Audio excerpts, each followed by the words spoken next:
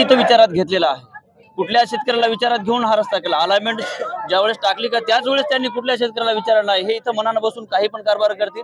ही तर सगळी आमची काळी माया आहे, ही सुपीक जमीन आहे। आमचं सर्वस्व हिरावून घेतल्यावर आम्ही जगावं कसं?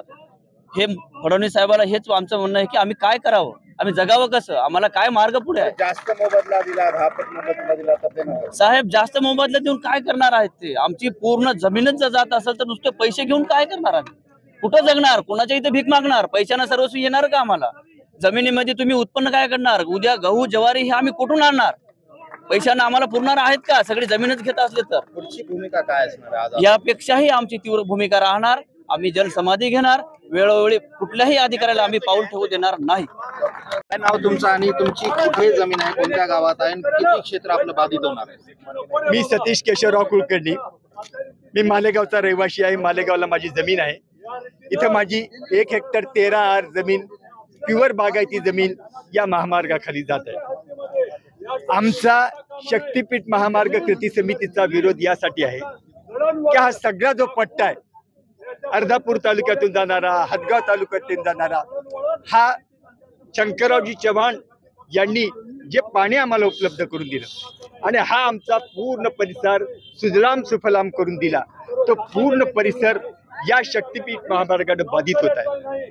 आमच्या इथे ही जी संपत्ती निर्माण झाली या पाण्यामुळे ती सगळी नष्ट होत आहे आणि या संपत्ती नष्ट झाल्यामुळे अनेक प्रश्न निर्माण होणार आहेत, त्याचा शासन कुठेही विचार करीत नाही। शासनाने या प्रकल्पासाठी कुठलाही प्रकल्प अहवाल चर्चेस आणला नाही। शासनाने कुठलाही असा महामार्ग मोठा होत असताना एक सोशिओ इकॉनॉमिक इम्पॅक्ट रिपोर्ट सादर करावा लागतो।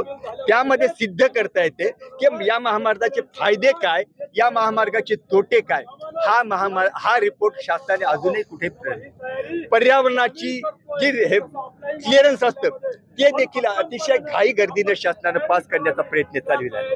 म्हणजे हा शासनाची एवढी घिसाडघाई कशासाठी हे आम्हाला समजत नाही।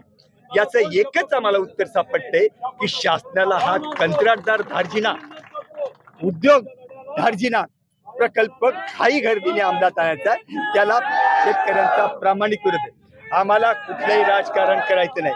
सर्व पक्षीय नेते आमच्या पाठीमागे आहेत, कारण ते जमिनीवर जुळलेल्या नेत्यांची काका परवा हदगावला मुख्यमंत्री आले होते, त्यांनी सांगितले की सर्व आमदारांनी आम्हाला सांगितलं की कोणत्याही शेतकऱ्याच्या नांदेड जिल्ह्यातील विरोध नाही। हे एकदम फसवं विधान आहे। आम्ही ज्या आमदारांना खाजगीत विचारलं त्यावेळेस त्यांनी सांगितलं की हे धोक्याने एका विशिष्ट आमदारांनी हे धोक्याने मुख्यमंत्र्यांपर्यंत हे विधान पोहोचले।